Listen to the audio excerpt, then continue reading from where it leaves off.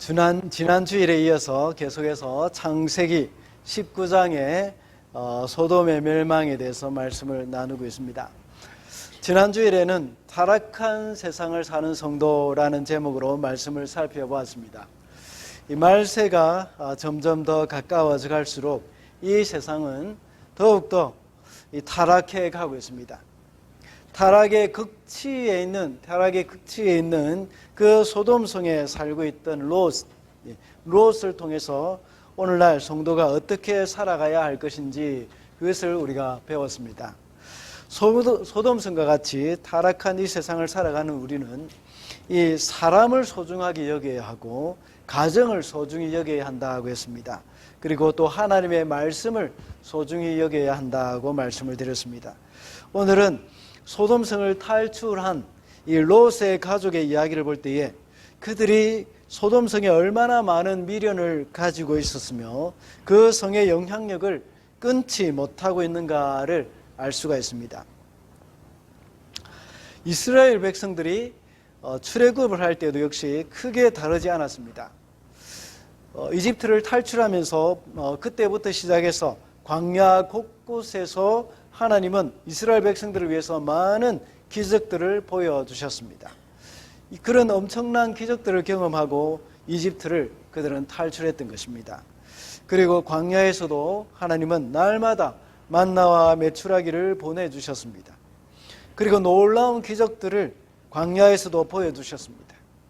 그렇지만 광야의 여정 가운데서 조금만 힘들면 이집트로 돌아가자 하면서 말을 합니다. 그들은 구원을 받았지만 여전히 이집트에 대한 향수가 있었기 때문입니다. 이집트의 어떤 것들이 그리웠다고 했습니까? 비록 그들은 이집트에서 종살이를 했지만 고정적인 삶을 살았습니다. 옮겨 다닐 필요도 없었습니다. 구름 기둥이 솟아오르면 언제든지 또 옮겨가야 할 그런 준비가 되어 있어야 합니다. 그렇지만 그들은 이집트에 살 때는 그럴 필요가 없었습니다. 또 먹을 것이나 마실 것들이 아주 다양하게 있었습니다. 그래서 그들은 이집트의 고기 가마 옆에서 죽었으면 좋았을 것을 하고 불평하고 원망했던 적도 있습니다. 그리고 부추와 마늘이 먹고 싶다고 불평했던 적도 있었습니다. 소돔을 빠져나오는 이 롯의 가족들도 역시 곧 멸망하게 될 소돔을 탈출해 나오지만 계속해서 그들은 머뭇거렸습니다. 그리고 도망 나오는 중에 롯의 아내는 뒤를 돌아보는 바람에 소금 기둥이 되고 말았던 것입니다. 그리고 그의 딸들은 정말 입에 담기도 민망한 일을 저질렀습니다. 생활에 젖어 있었기 때문에 이 소돔의 그 안락한 삶, 소돔의 그런 부유했던 그런 삶, 그런 삶에 젖어 있었기 때문입니다. 오늘날 성도들의 삶도 역시 마찬가지입니다. 그리스도 십자가의 은혜로 우리가 구원을 받고 하나님의 자녀가 되었지만 또 하나님의 백성이 되었지만 여전히 세상에 지지 못하고 있습니다. 세상의 즐거움뿐만 아니라 이 세상이 주는 그런 이 쾌락, 또 세상의 가치관, 이러한 것들이 여전히 살아남아서 우리로 하여금 자꾸 세상으로 끌어당기고 있습니다. 그래서 여기서 말하는 소돔이 가리키는 것은 과연 무엇일까요? 그것은 지난 주일에 살펴본 것 같이 이 타락한 세상이라고 할 수 있습니다. 우리가 타락한 세상을 살아가고 있는 이상 늘 깨어 있어야 합니다. 깨어 있지 않으면 소돔과 같이 타락한 이 세상은 우리를 놓아주려고 하지 않습니다. 마치 이집트의 왕이 끝까지 이스라엘 백성들을 놓아주지 않으려고 했던 것과 같습니다. 그래서 끝까지 쫓아오기도 했습니다. 그래서 오늘은 이 소돔의 영향력이라는 제목으로 말씀을 살펴보고자 합니다. 첫째로 소돔의 영향력은 물질에 대한 탐욕입니다. 26절 말씀 우리 다 같이 한 목소리로 읽어주시겠습니다. 롯의 아내는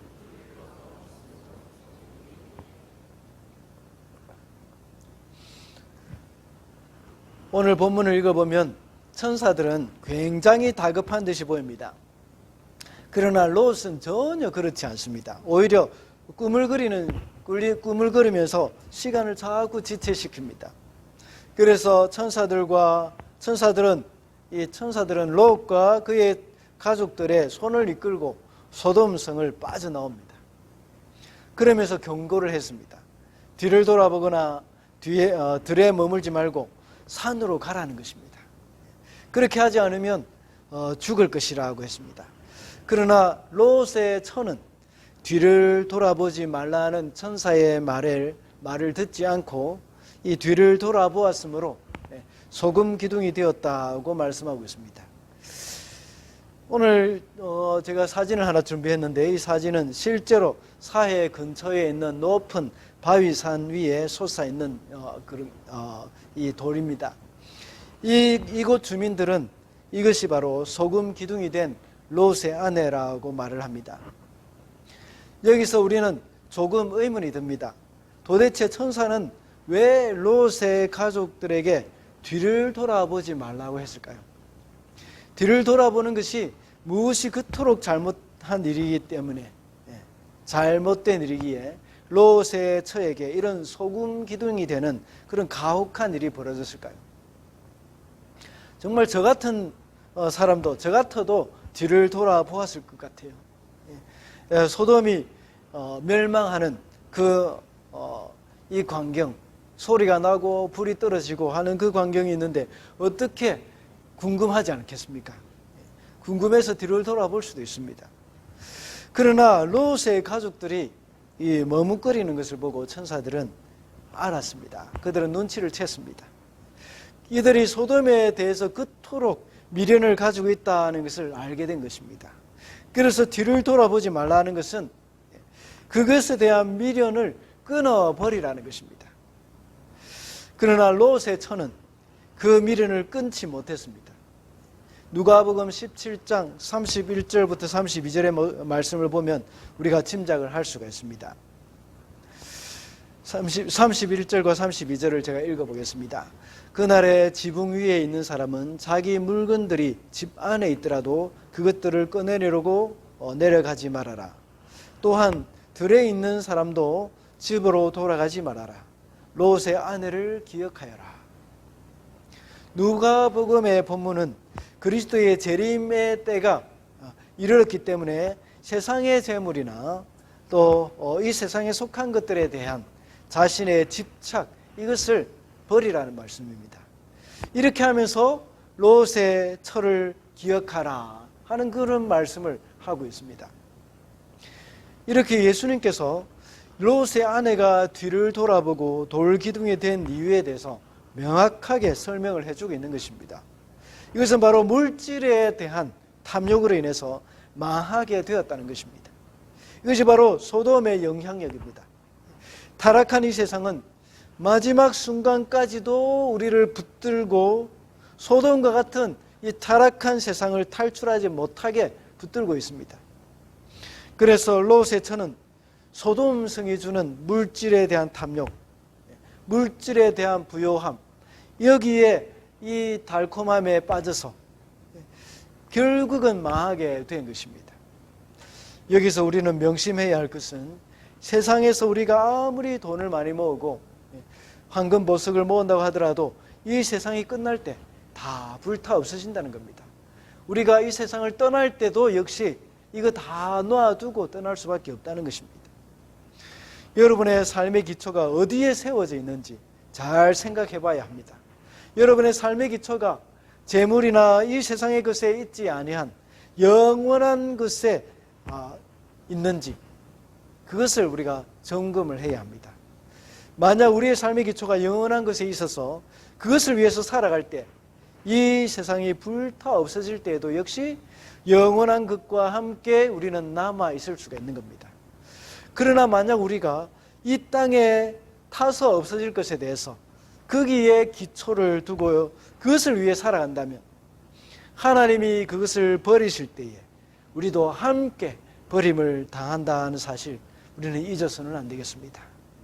세상 사람들은 모두가 돈과 물질의 가치를 두고 살면서 거기에 자신의 존재 가치도 역시 거기에 두고 있습니다. 그렇다면 물질이 불에 타서 없어질 때 그도 함께 없어질 것이라는 것입니다.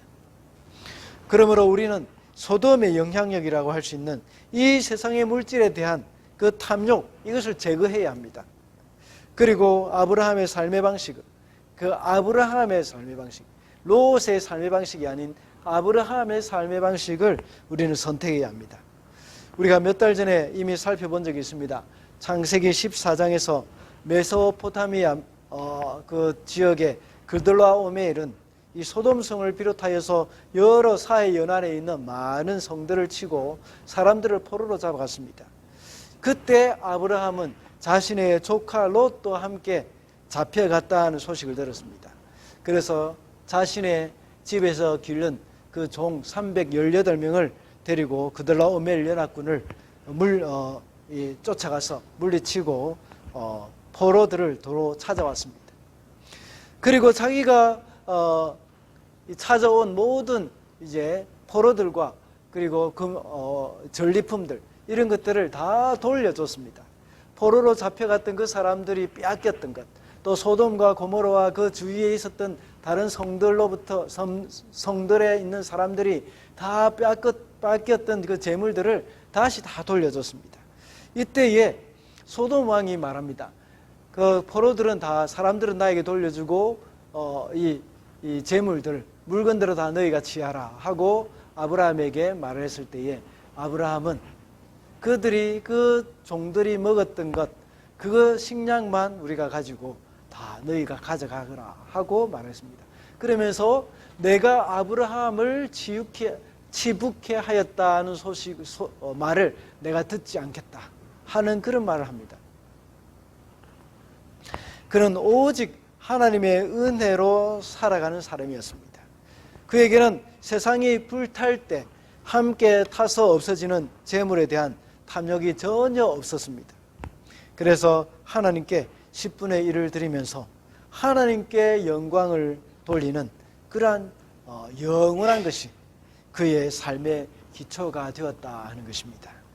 그러므로 우리 성도들도 역시 소돔성과 같이 타락한 이 세상의 영향력이라고 할 수 있는 재물에 대한 탐욕, 이것을 물리치고 하나님만 높이고 하나님께만 영광을 돌리며 살아가는 그런 저와 여러분이 되시기를 바랍니다. 둘째로 소돔의 영향력은 명예에 대한 욕심입니다. 16절 말씀입니다. 한번 읽어주시겠습니다. 시작. 그런데도 롯이 꿈을 그리자 그 두 사람은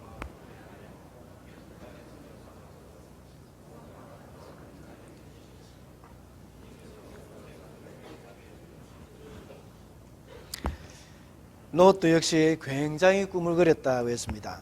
천사는 다급했지만 롯은 정말 천사를 답답하게 할 정도로 꿈을 그렸습니다. 그래서 천사는 롯과 그의 가족을 구원하기 위해서 그들을 잡아 끌어서 성 바깥으로 안전하게 대피시켰습니다. 롯의 아내는 세상 재물에 대한 탐욕으로 멸망을 당했지만 롯은 명예에 대한 욕심이 있었습니다. 창세기 19장 1절에 보면 성읍 위에 앉아 있었다고 말했지만 개역개정에서는 성문에 앉아 있었다고 말합니다. 그때 당시 성문에서는 주로 재판이 이루어졌고 성 안에 있는 사람들의 문제를 해결해주고 판결해주는 그런 사람들이 있는 곳입니다.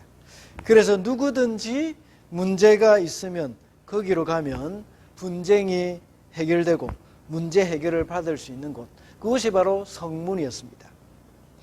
롯이 거기에 앉아 있었다고 말을 하는데 원문에서는 이 연속적인 행위로 거기에 앉아 있었다는 것을 표현해 주고 있습니다. 롯은 늘 거기에 앉아 있었던 사람이었습니다.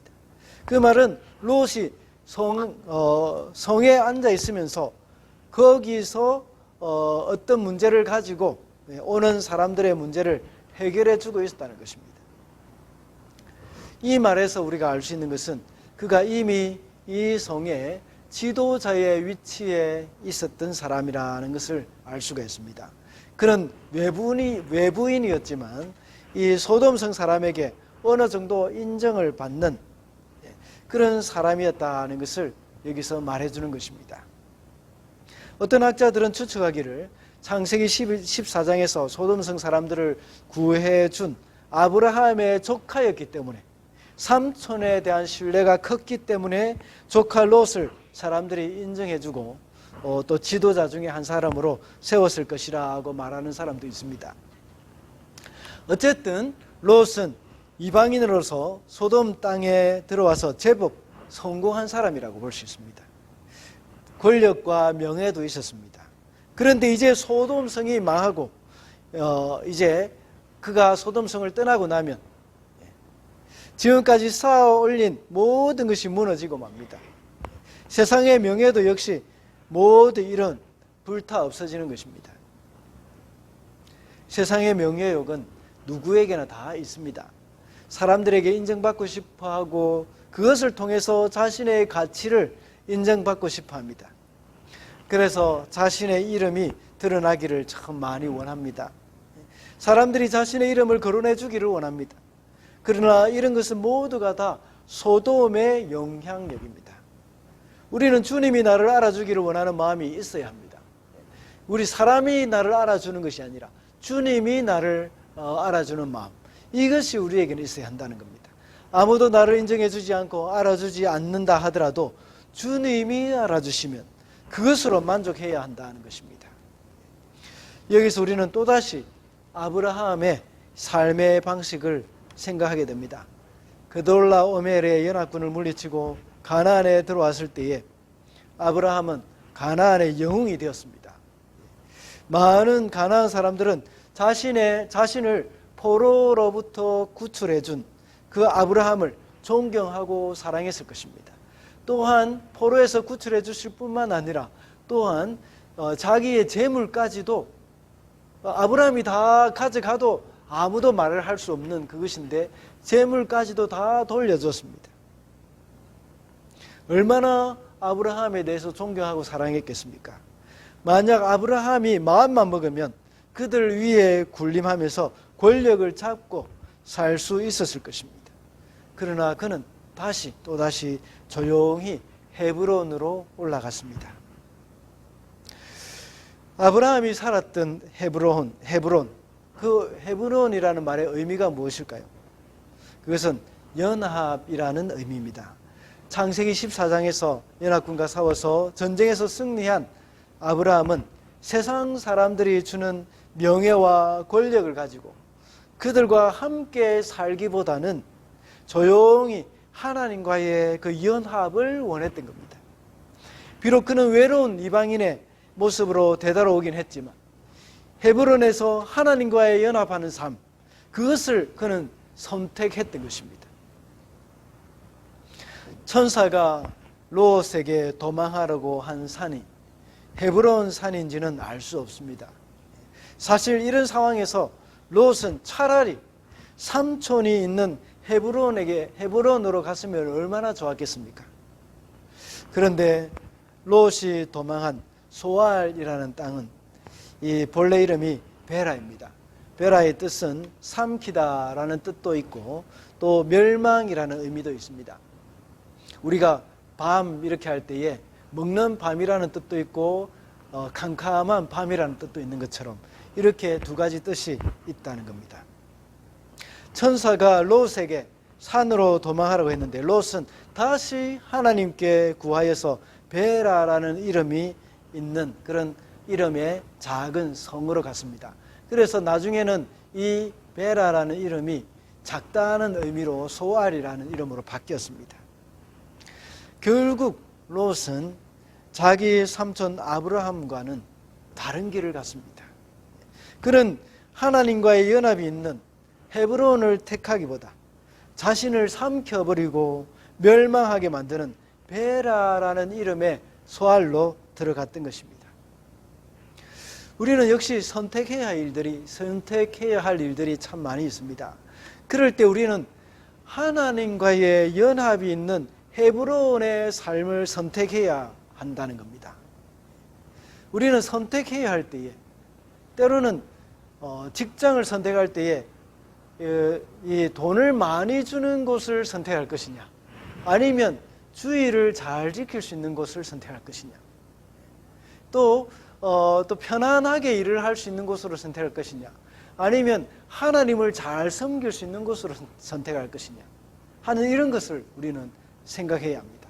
나를 참 귀하게 여기고 알아주는 곳으로 선택할 것이냐, 나를 좀 무시하는 사람들에게 가더라도 내가 하나님을 더 사랑할 수 있는 그런 곳으로 갈 것이냐, 이것은 바로 우리 삶에 있어서 헤브론을 선택할 것이냐, 소아를 선택할 것이냐 하는 그러한 선택의 갈림길이라는 것입니다. 그럴 때 우리는 하나님과의 연합이 있는 헤브론의 삶을 선택할 수 있어야 합니다. 헤브론의 삶은 아무도 알아주지 않을 수도 있습니다. 외롭고 나그네의 삶이 계속되는 길일 수도 있습니다. 그렇지만 그 길이 하나님과의 연합의 길이라면 그 길을 가야 합니다. 소돔의 영향력은 명예에 대한 욕심이지만 우리는 그와는 반대로 하나님과의 연합의 길을 선택을 해야 한다는 것입니다. 마지막으로 소돔의 영향력은 도덕적인 문란입니다. 33절을 함께 읽어주시겠습니다. 그날 밤에 두 딸은 아버지에게 술을 대접하여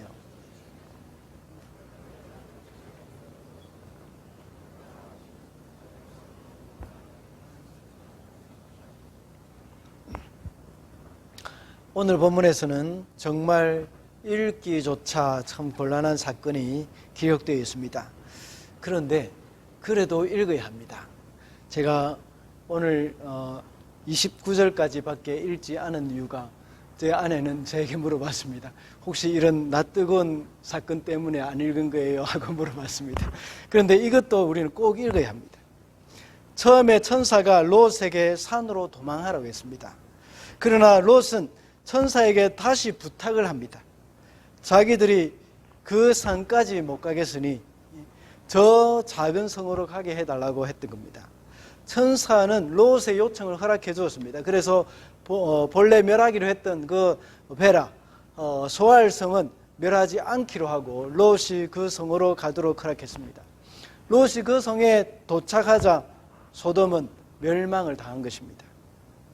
나중에 롯은 소돔이 망하는 것을 보면서 소알 땅도 멸망할 것 같은 그런 두려움 때문에, 그 두려움 때문에 도저히 소알성에 계속 남아있을 수가 없었습니다. 그래서 살아남은 두 딸을 데리고 산으로 올라가서 살았습니다. 얼마나 오랫동안 거기에 살았는지는 알 수가 없습니다. 두 딸은 약혼자들을 잃고 아버지와 산에 살면서 전혀 사람을 만날 수 없었습니다. 그래서 두 딸은 자기들이 후손을 낳을 수 없다는 것을 알고 아버지를 통해서 그들의 목적을 이루려고 했던 것입니다. 아버지에게 술을 대접해서 취하게 한 후에 하루는 언니가, 그 다음 날은 동생이 아버지와 동침을 했던 것입니다. 그래서 아들을 낳았습니다. 언니가 낳은 아들의 이름은 모압입니다. 그 뜻은 내 아버지로부터라는 뜻입니다. 압이라면 아버지라는 뜻이 아닙니까? 그래서 모압, 내 아버지로부터 하는 그런 뜻으로 이름을 지었습니다. 그리고 동생이 낳은 아들의 이름은 벤암미입니다. 그 뜻은 내 백성의 아들이라는 뜻입니다. 우리 새벽기도 때 호세아에서 로암미라는 그런 이름을 이야기를 했습니다. 로암미는 내 백성이 아니라는 그런 의미입니다. 여기서 벤암미 하면 벤은 누구누구의 아들이라는 말이거든요. 그래서 암미 하면 내 백성, 내 백성의 아들이라 하는 그런 의미입니다. 이 두 아들이 나중에 모압 자손의 조상이 되었고, 그리고 암몬 자손의 조상이 되었습니다. 정말 말도 안 되는 이런 일이 벌어졌습니다. 딸들이 어떻게 이렇게 되었겠습니까? 그것은 바로 소돔의 영향 때문입니다. 롯의 딸들은 소돔에 살면서 자신들도 모르는 사이에 소돔 사람들의 도덕적인 문란에 그 영향을 받았던 것입니다. 지금 모세가 창세기를 기록한 것은 가나안 땅을 향해 가고 있는 이스라엘 백성이 읽도록 하기 위함입니다. 비록 오늘은 본문의 길이가 너무 길어서 29절까지만 봉독했지만 그 이후 본문은 읽기가 좀 거북해도 우리는 반드시 읽어야 합니다. 모세가 이런 끔찍한 사건을 기록한 이유는 이스라엘 백성이 가는 곳에 이 모압 자손과 암몬 자손이 있는 곳이기 때문입니다. 롯과 그의 두 딸이 구원받은 그 가치를 소중히 여기지 않았을 때 이런 삶을 살게 되었다 하는 것을 교훈해 주기 위한 것입니다. 그래서 이스라엘 백성들도 역시 자신들이 그 흉악한 이집트의 삶에서 구원받은 가치를 소중하게 여겨야 한다는 것을 교훈으로 삼아주는 겁니다. 그러나 결국 이스라엘 백성들은 그들이 받은 소중한 구원의 가치를 알지 못한 채 가나안 족속들의 삶에 물들고 말았습니다. 그래서 이 이스라엘 백성들은 다 멸망하고 결국은 유다와 또 베냐민 지파만 남게 되어졌던 것입니다. 이 세상은 정말 도덕적으로 문란한 시대입니다. 세상의 윤리 도덕은 항상 변합니다. 동성애나 혼전 성관계는 옛날에는 부끄러워서 이야기도 못했습니다. 그러나 요즘은 전혀 그렇지 않습니다. 오히려 옳다고 하는 사람들이 죄인 취급, 옳지 않다고 말하는 사람들이 죄인 취급을 받는 것입니다. 옳다고 말하는 사람들은 아주 관대한 사람으로 참 이렇게 소수에게 그들의 편을 드는 참 정의롭다 하는 그런 말을 듣기도 합니다. 이토록 세상의 윤리 도덕은 타락되어져 갔고 이것을 역시 옳다고 여기는 것이 오늘날 타락한 세상이 되어진 것입니다. 이 세상의 윤리 도덕은 항상 변합니다. 그러나 하나님의 말씀은 영원토록 변함이 없습니다. 하나님의 말씀이 없을 때 우리도 모르게 소돔과 같은 이 타락한 세상의 영향을 받을 수밖에 없다는 것입니다. 그래서 사도 베드로는 베드로후서 2장 6절에 다음과 같이 말씀하고 있습니다. 그리고 소돔과 고모라 두 성을 잿더미로 만들어 멸망시켜서 후세에 경건하지 않은 자들에게 본보기로 삼으셨습니다. 베드로후서 2장 6절. 이렇게 기록한 것은 후세의 본보기로 삼기 위해서입니다. 그러므로 이 사건이 기록된 본문이 정말 거북하다고 하더라도 꼭 읽어야 합니다. 그 글을 읽고 깨달아라는 말씀입니다. 그래서 하나님의 말씀이 본보기가 되고 기준이 되어야 합니다. 이런 것은 결코 옳은 것이 아니라는 것을 알려줄 수 있는 것은 하나님 말씀밖에 없다는 것입니다. 우리가 만약 이 세상에서 하나님의 말씀을 기준으로 삼지 않으면 이 세상의 문란한 윤리 도덕이 우리의 기준이 되고 말 것입니다. 그러므로 도덕적으로 문란한 소돔의 영향력을 끊기 위해서는 우리는 하나님의 말씀 위에 바로 서 있어야 합니다. 결론을 좀 길게 맺고자 합니다. 오늘은 소돔의 영향력이라는 제목으로 말씀을 살펴보았습니다. 소돔과 같은 타락한 세상에 주는 영향력은 물질에 대한 탐욕이었습니다. 우리는 아브라함의 삶의 방식을 생각하고 물질보다 하나님의 영광을 더 생각해야 합니다. 그리고 소돔과 같이 타락한 이 세상이 주는 영향력은 명예에 대한 욕심이라고 했습니다. 우리는 역시 헤브론으로 돌아간 아브라함의 삶의 방식을 선택해야 합니다. 아브라함은 사람들의 박수갈채보다는 조용히 하나님과의 그 연합을 생각하면서 주께로 달려갔습니다. 이와 같이 우리도 역시 세상의 부귀, 영화, 명예보다는 하나님과의 연합, 주님과의 연합과 교제를 더 소중히 여겨야 한다는 겁니다. 그리고 소돔의 영향력은 도덕적인 문란함입니다. 타락한 이 세상은 도덕적인 기준이 없습니다. 이런 세상에서 우리는 하나님의 말씀이 우리의 기준이 되어야 하겠습니다. 롯과 그의 가족들은 정말 충격적이고도 끔찍한 소돔의 멸망으로부터 구원을 받았습니다. 그런데 그들은 구원의 가치를 잘 알지 못했습니다.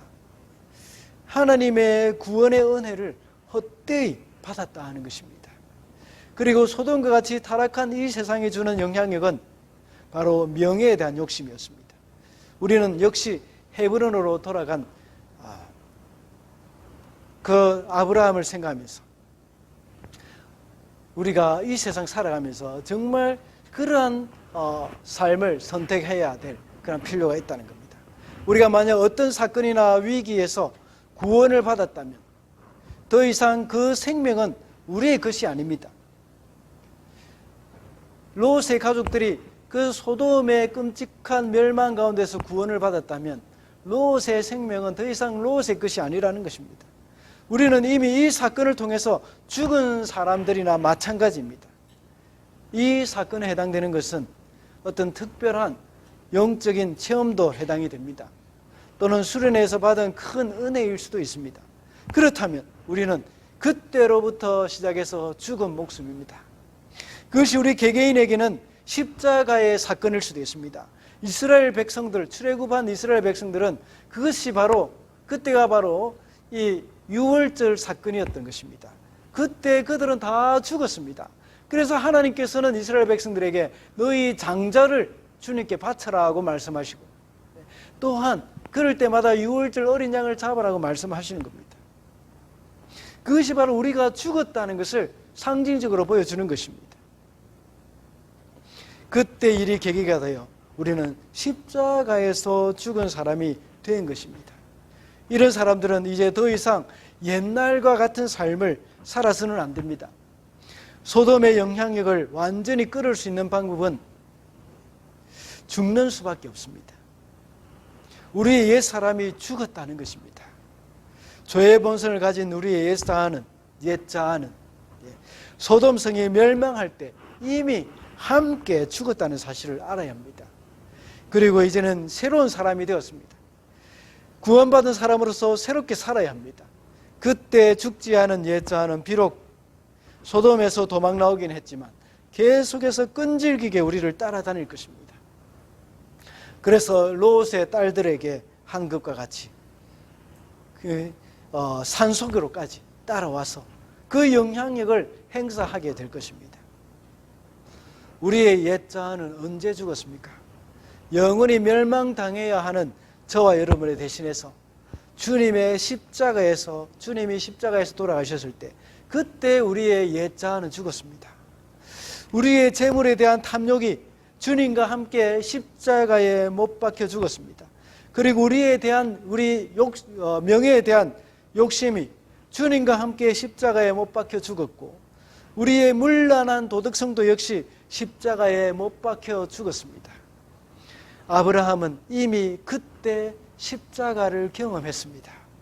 그래서 창세기 14장에 나오는 그돌라 어메를 무찌르고 나서 모든 전리품을 다 돌려주고 자기 것으로 삼지 않았습니다.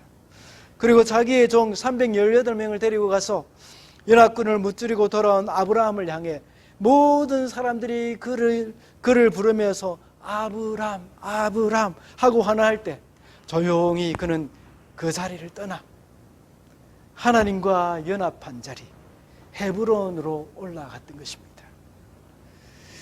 이러한 삶이 바로 십자가로 구원받은 사람의 삶이라고 할 수 있습니다.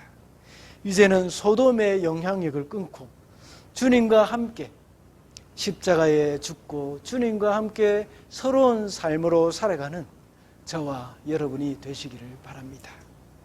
기도하겠습니다.